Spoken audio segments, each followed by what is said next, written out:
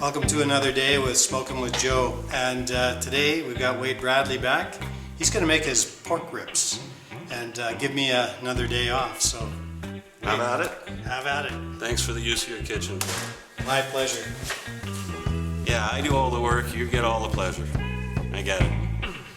Okay, I have some pork ribs here that I'd like to cook up for you. I don't like to put sauce on my ribs. I think there's just far too much going on when you add a sauce. The protein in the pork is wonderful. The smoke flavor is so important. And I just like to use a little bit of the basic seasonings to make it all work. So to begin with, what I do is I try to get most of the membrane off of the inside of the rib.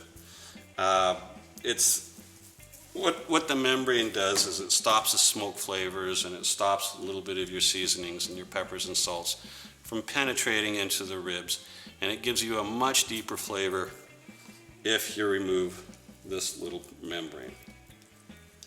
And the only thing you need to get rid of it, see, it comes off relatively easy. You got to just get underneath it a little bit, and it's kind of slimy. You need a piece of paper towel. Just grab that membrane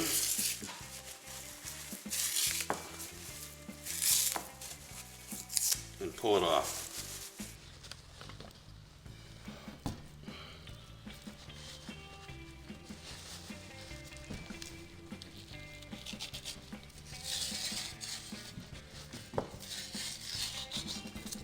To begin with, I start putting a very liberal amount of brown sugar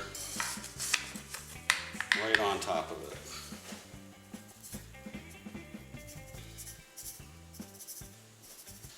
We're going to do all the seasonings on an individual basis. The reason why is because I want a nice consistent flavor throughout the ribs. Not just the seasonings or the salts or the sugars, but also the smoke.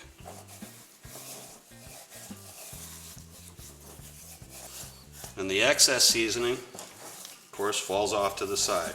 Don't worry about it, I got lots of seasoning here. So, now the back side, or the inside. The other side.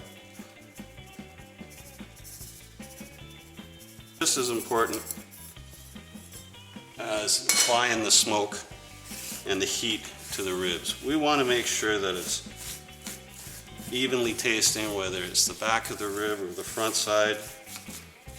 And this is the only way I can get it like that. So I'm going to let these sit for about 15-20 minutes, and the reason being is the sugar will start to dissolve a little bit, and it'll make putting the rest of the seasoning on that much easier. So I'll be right back. You can already see that it's starting to glaze up, which is what I want. All right, we're ready to add our seasoning. We're going to do it individually, and we're going to try and get it as evenly coated as possible. Here we go. First one I'm going to do is the salt. I'm just going to sprinkle it on.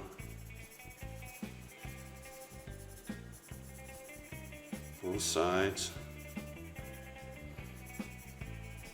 We're going to repeat this on the other side in a minute. I just want to get this side done first.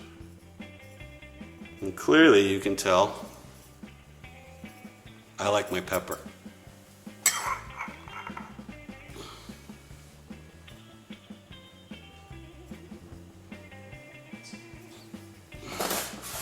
And that's the cayenne pepper, so it's got lots of cayenne. Now a little bit of garlic.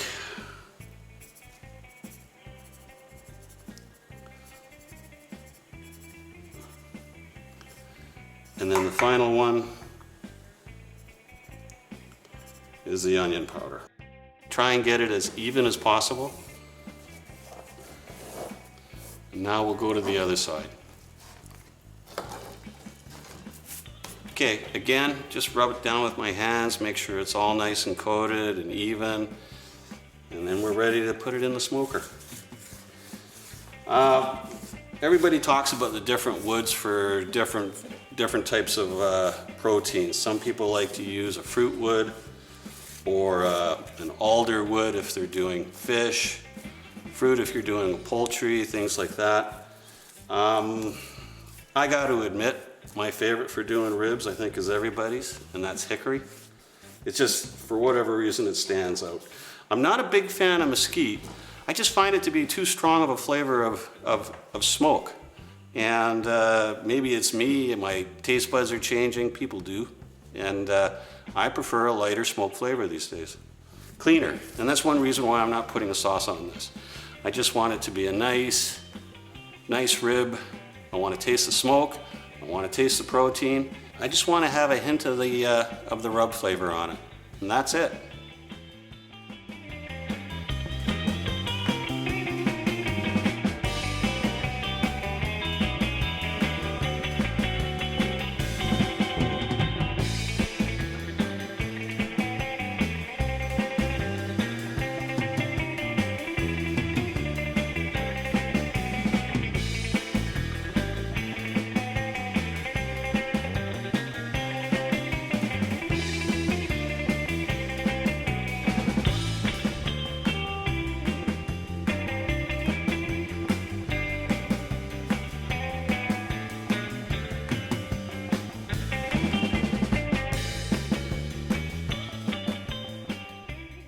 Yeah, it's always a bit of a cleanup after, but it's always worth it.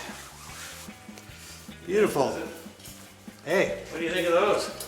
that's awesome. That is awesome. I better cut those. Yeah, you better. Yeah. Here, I'll get the bit. Uh-huh. Cut, I'll get the bit. All right. These are going to be great.